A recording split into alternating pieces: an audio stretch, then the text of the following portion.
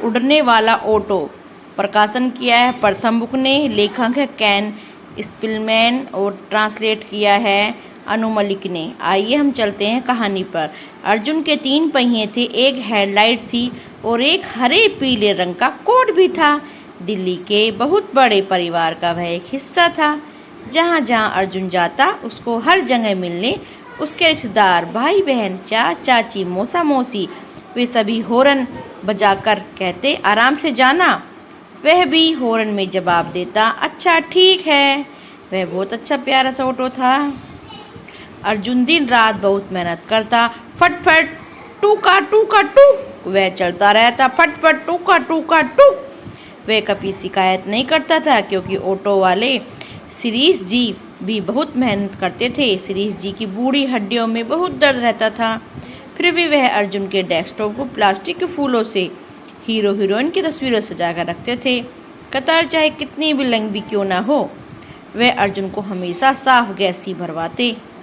जैसे ही अर्जुन हमेशा साफ है गैस ही भरवाते और जैसे ही अर्जुन की कैनोपी फट जाती वह बिना समय गवाए झटपट ही ठीक करवा लेते। अलग अलग परिवारों के लाजपत नगर के बाजार ले जाना अर्जुन को बहुत पसंद था। सैलानी जब 4 पहियों की जगह 3 पहियों की सवारी चुनते तो उसका मन बेहद खुश होकर झूमने लगता। श्री जी के साथ कुतुब मीनार के पास पेड़ की छांव में आराम करना उसे बहुत ही अच्छा लगता था। रात में कनॉट पैलेस की खूबसूरती देखने का उसका मन बहुत करता था। उसका मन नहीं भरता था। रेलवे स्टेशन की चहल पहल और क्रिकेट मैच के मैदान में फिरोज साहब कोटला मैदान में उमड़ती भीड़ उसे रोमांचित कर देती थी। जीवन में सब कुछ ठीक चल रहा था। अर्जुन को इस समय ज्यादा कुछ नहीं चाहिए था, लेकिन कहीं न कहीं अर्जुन के मन में एक इच्छा दबी हुई थी। वह उड़ना चाहता था। वह सोचता था कितना अच्छा होता अगर उसका भी हेलीकॉप्टर जैसे पंखे होते। वह उसकी कैनोपी के ऊपर ही हवा में काट देते। शिरीष जी अपने सिर पर एक अंगूठा से लपेट लेते, हवा में लहर जाते और फट फट टूका टूका करते आसमान में उड़ने के लिए निकल जाते। लेकिन अर्जुन जानता था कि ये तो बस सपना है। ऑटो में हेलीकॉप्टर के पंखे होना तो ठीक ऐसा था जैसे हाथी के पंख निकल आना। फिर रॉकेट की तरह अंतरिक्ष में ढेर सारे डिब्बों वाली ट्रेन होना था। गर्मी के दिन थे। भीड़ भाड़ वाले एक चौराहे पर अर्जुन खड़ा इंतजार कर रहा था। शिरीष जी के पीछे अधेड़ उम्र के सुरमई बालों वाली पुरानी सी साड़ी पहने एक औरत बैठी थी। फटफट ठूका टूका टुक एक बच्चा कार और ऑटो के बीच में बचा कर आया। वह पानी बेच रहा था। ठंडे पानी की बोतल निकालते समय उसकी आंखें चमकीली पत्थरों जैसी जगमगा रही थी। मैडम बहुत ठंडा पानी है, बहुत बढ़िया, एकदम जादू है। हंसते हुए औरत बोली जादू। उस लड़के ने हामी भरते हुए उत्साह से सिर हिलाया।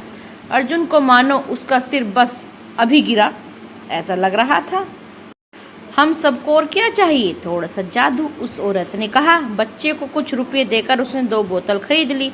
उसने एक बोतल शिरीष जी को दे दी और शिरीष जी खुश होकर मुस्कुराने लगे। मुस्कुराते ही पान से रंगे उनके दांत दिखने लगे। उन्होंने जल्दी से पानी पिया। फिर भीड़ छटने लगी तो जादू भी अभी हो गया, शिरीष जी की मजाक में कहा।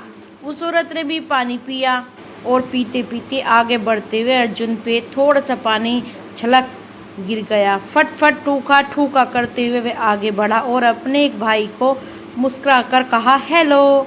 आगे बढ़ते ही अर्जुन को अचानक महसूस हुआ कि उसके पहियों पर दबाव कम होने लगा है। उसके सामने की भीड़ छटने लगी है और वह बहुत आराम से आगे बढ़ गया है। जाने दो अर्जुन भाई, उसके चाचे ने कहा। अर्जुन से कहा जाने दो भाई।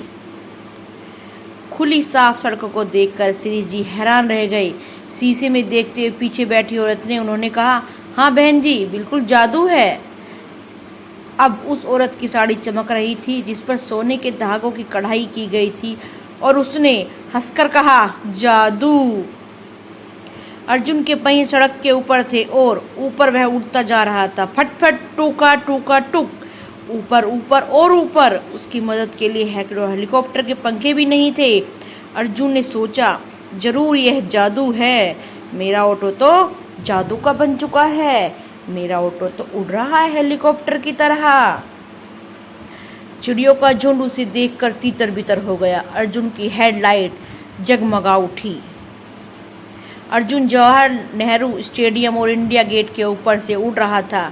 नीचे दिखाई दिया हुमायूं का मकबरा, यमुना नदी और अक्षरधाम का भव्य मंदिर। उसे सड़कों का बहुत बड़ा जाल दिखाई दिया, मानो कि किसी शरारती मकड़ी ने उसे बनाया हो।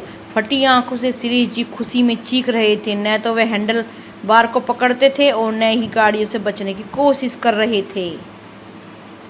उस औरत ने अपनी सुंदर साड़ी को ठीक किया। शीशे में देखने वो बोली, भाई आपका चेहरा।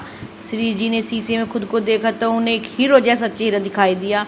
उनके दांत बिल्कुल सफेद थे, शरीर चमक रहा था। जोश में चिल्लाकर उन्होंने कहा, हमें और पानी चाहिए। लेकिन हम क्या कर रहे हैं? अर्जुन ने सोचा, हम कहाँ जा रहे हैं? अगर मुझे चलाया नहीं गया तो मेरा क्या होगा? अर्जुन ने अब से पहले कभी इतना आज़ाद महसूस नहीं किया था और न ही इतना परेशान। उसकी जानी पहचानी दुनिया में हर सफ़र का एक मकसद था। हर मंजिल के आगे एक नई मंजिल थी और अब वो किस दिशा में जा रहा था उसको कुछ मालूम नहीं था। शोरगुल भरे रास्ते से कहीं ऊपर इस शांत माहौल में अर्जुन को याद आ रही थी मोटर गाड़ी, साइकिल, बसों से फटी सड़कें। उसने नीचे देखा। काम में जुटे उसके परिवार के सदस्यों की छोटी छोटी कैनोपी पीली बिंदुओं की तरह चमक रही थी। अर्जुन उन लोगों की याद आई तो जो हमेशा नहीं कहा करते थे, जाने को तैयार रहते थे एक नई मंजिल की नई जगह पर। फट टूका टूका टुक। उस औरत ने नीचे देखते हुए कहा, वहाँ की ढेर सारी खुशियों के बारे में सोचा। साड़ी की चमक उसे याद नहीं रही। मैं तो अपनी बेटी और उसके बच्चे से मिलने जा रही थी, उसने सोचा। वे तो मेरा इंतजार कर रहे होंगे। यही तो मेरे जीवन का असली जादू है। अब तक श्री जी ने अपने हीरोनुमा चेहरे से थक चुके थे, क्या फ़ायदा इसका? वह सोचने लगा। जीवन में कुछ बहुत पहले कभी नहीं सहा था, लेकिन अब वह जान गए थे कि जो सच है वह ही सच रहेगा। श्री जी को अब अपना ही चेहरा चाहिए था। अर्जुन की हेडलाइट मध्यम पड़ रही थी। उसे अब सब कुछ बेकार लग रहा था। वह श्री जी के बातें भाप रहा था। अब उस औरत की भावों को समझ सकता था। वह नीचे और नीचे आया। उसे शहर की गर्माहट महसूस होने लगी। जितना करीब वह पहुंच रहा था उतनी ही ऊर्जा उसे मिल रही थी। अब वह अच्छा महसूस कर रहा था। श्री जी फिर काम में जुट गए। उस शहर में जाने पहचाने जादू के नक्शे में हर सिग्नल, हर साइन बोर्ड पर, मोड़ पर उनसे कुछ कह रहा था। बहुत जल्द उनका पुराना जाना पहचाना चेहरा फिर शीशे में दिखने लगा था। वह जानते थे कि उन्हें कहाँ जाना है। वह तो वहाँ पहुँच ही गए थे। उस औरत की साड़ी फिर से फीकी पड़ गई, लेकिन उसका चेहरा चमक रहा था। वे जमीन पर पहुंच गए थे। अर्जुन के पहियों ने गर्म सड़क को छुआ। इंजन ने राहत की सांस ली। फट फट टूका टूका टुक। ध्यान से जाना भाई, सड़क के नुक्कड़ से उसके एक भाई ने कहा। ऊपर की एक खिड़की से एक औरत की नातिन ने हाथ हिलाया। ऑटो ने नीचे उतरकर उसने शिरीष जी को किराया दिया। ऑटो ऑटो ऑटो, ये आवाज़ अर्जुन को बहुत अच्छी लगी। हर सफ़र के नया सफ़र, कभी ख़त्म न होने वाला एक लंबा सफ़र का अनोखा हिस्सा था।